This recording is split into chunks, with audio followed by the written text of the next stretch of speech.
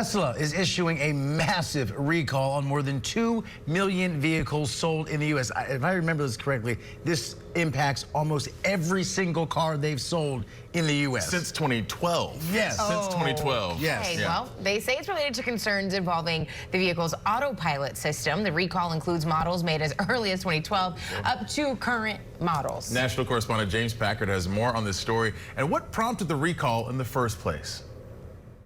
The biggest recall we've ever seen of Tesla's autopilot feature. This affects more than 2 million Teslas, virtually all Teslas on U.S. roadways with autopilot. And it results from the National Highway Traffic Safety Administration's 2-year investigation into Tesla crashes when autopilot was engaged. That investigation is still open, but it has now resulted in this recall.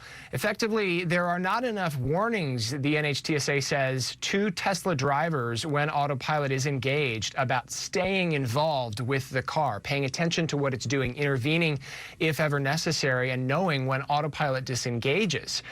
There are many times that we've seen videos of where people engage autopilot and Autosteer and they pick up their phone, they pick up their lunch, they fall asleep. Tesla says it's going to implement more prominent and more frequent visual and audible alerts to prevent people from misusing the software and to ensure drivers are engaged throughout the process, even when the car is driving itself. They say their over-the-air update that they're going to push out to autopilot-equipped cars will also suspend a driver from being able to engage autopilot at all if they repeatedly show that they have violated the policy of still being attentive to what the car is doing when autopilot is engaged. Again, more than 2 million cars equipped with the autopilot feature are impacted. James Packard, Scripps News, Los Angeles. All right, many thanks, JP. Here now to discuss the story is John Volker, a contributing editor at Car and Driver. John, good to have you. More than 2 million vehicles, Tesla's 4th recall in less than 2 years. This is impacting vehicles created as far back as 2012. I'm curious to know, because this seems like a lot, but how big is this recall compared to past Tesla recalls? And how does this compare to other recalls in general? It's a great question. Having essentially every car you've sold in the States recalled is a big deal for any company. On the other hand, it's not the biggest recall we've ever seen. Both Toyota and GM, for different reasons, have had recalls that have encompassed about 8 million cars in the U.S. That's a lot of cars, right? But none of them have had to recall essentially everything they've sold.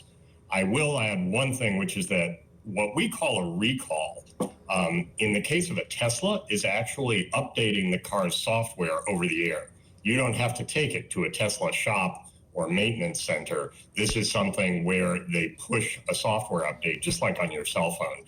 So we haven't found a word yet for recalls that involve software updates. It's interesting. Context matters here because, of course, we look at that number and it seems like a lot, because it is. But knowing that other recalls have been much, much larger really kind of, puts this into perspective. One of the things I was curious about, I saw that Transportation Secretary Pete Buttigieg was in the New York Times, and he said something along the lines of, airbags make cars safer, but if an airbag explodes, we're still going to recall that car. And this got me thinking about the nature of recalls. Are they meant to be punitive or corrective? How exactly should that work, and how should we view this? That's a great question. I think the first thing that the National Highway Transportation Safety Administration is focusing on is correcting whatever it perceives to be the defect in the car to keep drivers as safe as possible. There are penalties in some cases, depending on what the infraction is, but there are actually thousands of recalls a year, most of them pretty small. Tesla has recalled 3,400 cars for seat back latches, right?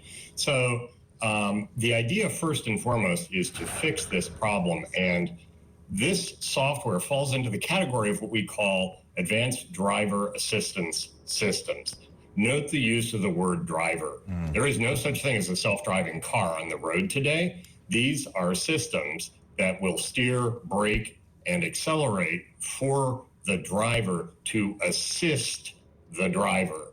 But this is kind of a misperception. Part of it stemming, I think, from the word autopilot, which a lot of people perceive differently from what actual pilots do. People assume a plane on autopilot flies itself, right? So a car on autopilot should drive itself. That's not what this system is. And you are required under Tesla's system to keep your hands on the wheel at all times so that you can take over if the car encounters something it cannot handle. And the recall is, as your correspondent said, about beefing up the reminders that these systems should only be used under certain circumstances and with the driver still having their hands on the wheel. Tesla's going back to 2012 could be impacted by this. If I drive a Tesla, which I don't, I take public transportation when I'm in DC, but if I were driving a Tesla, something that was created in 2012 or later, what do I need to be doing right now? If you have a Tesla, you will get a message at some point, and the company has already started these updates, as I understand it. You will get a message the next time you turn on the car saying, hey, we have an update pending. Click here to accept. Familiar process for everybody with a cell phone, right?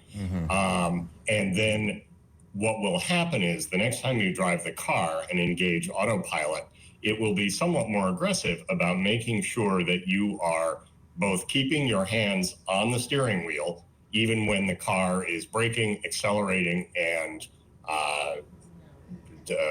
changing lanes for you, and that you are not using this system in places that it wasn't designed for.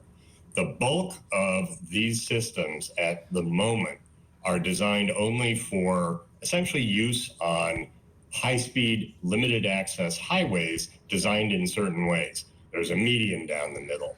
There are exit and on-ramps, but there aren't necessarily cross streets with stoplights or traffic. They're designed essentially, if you want to be reductive, for interstate use, right? People have been using the Tesla autopilot system in places that it was not designed for. That was one of the things that prompted the recall. Right.